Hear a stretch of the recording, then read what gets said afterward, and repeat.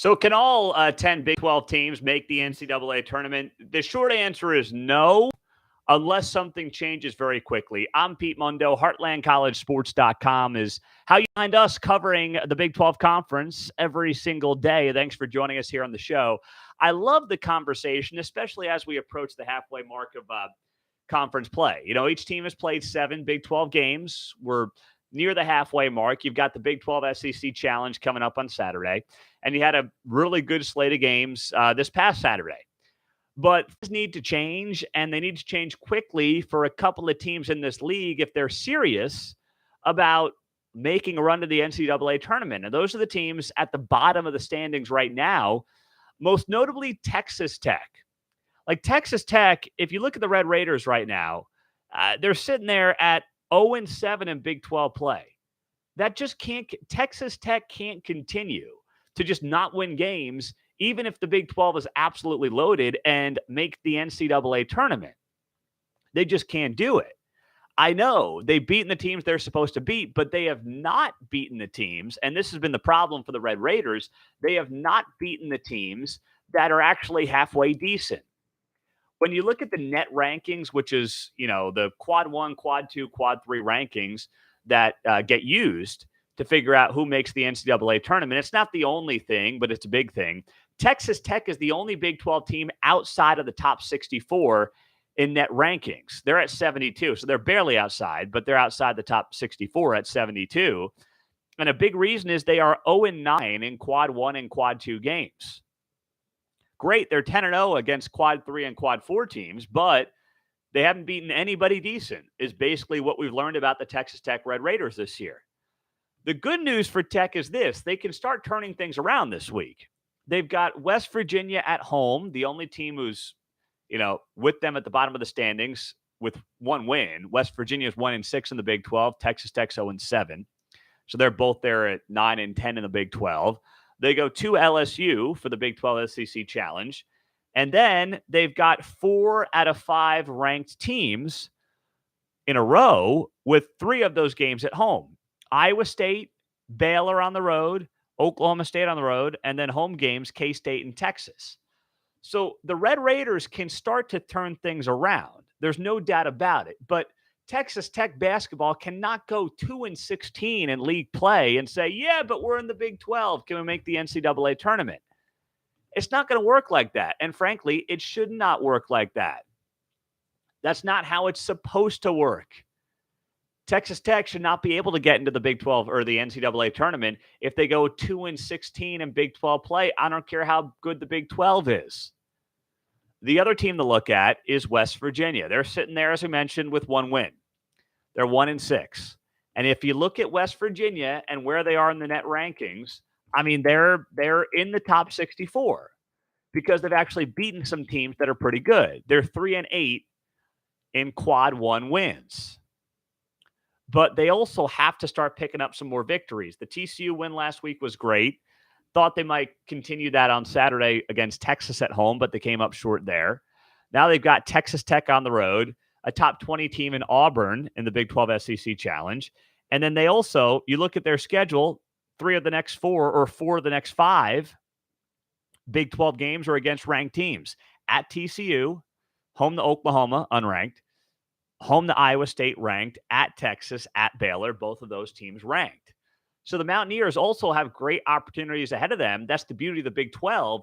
You can get quality wins. You can get quality wins in this league every single night. So they can get it done. They can do it. There's no doubt about it that they can get it done. They've just got to make sure that they start racking up a couple of these victories, because if not, once again, even if the Mountaineers go 4-14 in Big 12 play, at that point, you've got to essentially win the Big 12 tournament, or at the very least get to a Big 12 tournament championship game to have a chance. If not, you go into the NIT. That's how it's going to be.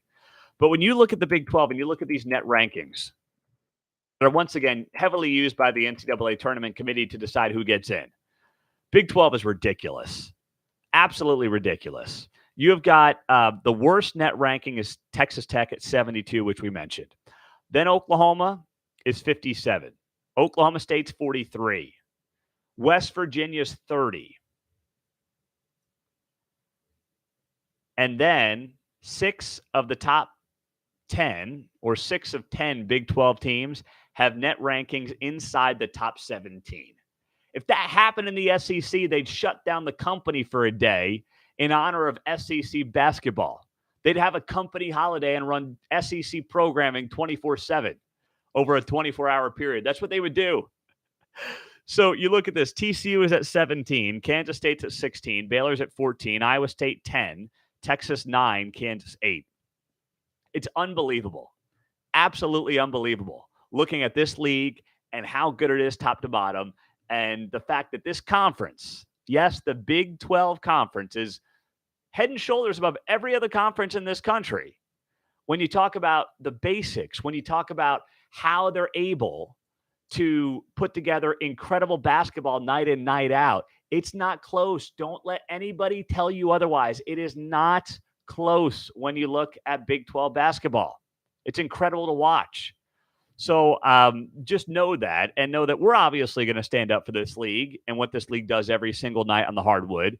And I think it's across the sport understood and accepted that, yes, the Big 12 is the best basketball conference in America, bar none. But still, you got to remind these folks sometimes. And look at the performances from Saturday. I mean, you got another great day of hoops on Saturday. Baylor slips by Oklahoma on a game that was huge for both teams.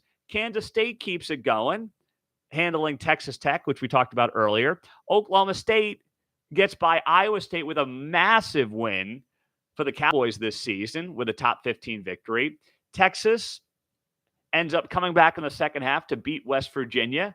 That one hurts for the Mountaineers. They were looking for a key victory to, obviously improve that record and get a huge quad one win. And then TCU out of nowhere goes to Allen Fieldhouse, not out of nowhere, but goes to Allen Fieldhouse and just demolishes Kansas. It demolishes them. It wasn't even close what TCU did in Allen Fieldhouse. And it's hard enough to beat Kansas, never mind beating them on their home court. I was at Allen Fieldhouse last weekend. That's a difficult place to play. So this league is just incredible. Steven writes on YouTube Live, Pete, I really don't like how ESPN has most of the games on ESPN+. It's a huge problem, Steven, huge problem.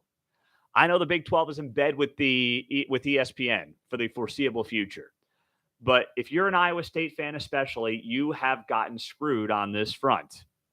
You have gotten totally screwed on this front by ESPN. It feels like every Iowa State game, every other Iowa State game, you got to figure out how to turn on ESPN+. And here's the problem with that, right? The problem with that is ESPN is doing it. I understand why, to build their subscriptions for ESPN+. I get it from that standpoint. But the casual fan who's flipping around the TV and they could watch an NFL game, they could watch a college basketball game, they could watch golf, they're not going to stumble upon the ESPN+ game. They're not going to do it. You have to seek out the games on ESPN+, which means the opportunity for the casual fan to possibly watch your team play is just not going to happen. The diehards will be there. There's no doubt the diehards will be there, but a lot of the other people are not going to be there. And that's problematic, and that's unfortunate for a lot of these Big 12 teams that are getting too many really good games. I mean, Iowa State, Kansas was on ESPN Plus last week. That's crazy. That does not make any sense. But it's one of those things that, we look at right now and we can complain about it, but really Brett Yormark's going to have to get in the ear and say, I get it, ESPN, you want to push the ESPN Plus thing, but can you work with us here? Can you not put a top 15 matchup between Iowa State and Kansas on ESPN Plus in favor of what, Alabama, LSU last weekend? Can we not do that, guys? Is that possible? So that's something that definitely needs to be talked about. Hey, by the way, the show is brought to you by DraftKings. Use our promo code HCS for Heartland College Sports. Download the DraftKings Sportsbook app, and new customers bet $5 and get $200 in free bets instantly. You can't beat that with our guys at DraftKings Sportsbook. Just use our promo code HCS for Heartland College Sports to get hooked up by DraftKings, and they'll take great care of you. Minimum age and eligibility restrictions apply. See show notes for details. By the way, in honor of the Big 12 SEC tournament, not Big 12 SEC tournament, Big 12 SEC challenge taking place on Saturday, I've got these shirts, Paul Clown Bomb shirts, as I call them. So I made these a few years ago with Heartland College Sports, and ESPN came after me. I've only got a couple left. Only a couple. All right? So what I'm going to ask you to do is subscribe on YouTube to the channel. If you are, then subscribe to the podcast, because not everything makes it to YouTube that we do. Some things just make the podcast. And send me a screenshot of a rating and review on iTunes to Pete Mundo, Mundo, at heartlandcollegesports.com, and we'll get you hooked up with we'll get you entered to win that beautiful Paul Feinbaum or Paul Clownbaum t-shirt. And they don't make them anymore because I was told I can't make them anymore. ESPN came after me. So that's the last one. It's a men's large, by the way, just so you know. It's a men's large. We appreciate you guys being here. Thanks so much. Please do subscribe to the channel, and we will be talking to you soon. I'm Pete Mundo, heartlandcollegesports.com, covering the Big 12. Take care.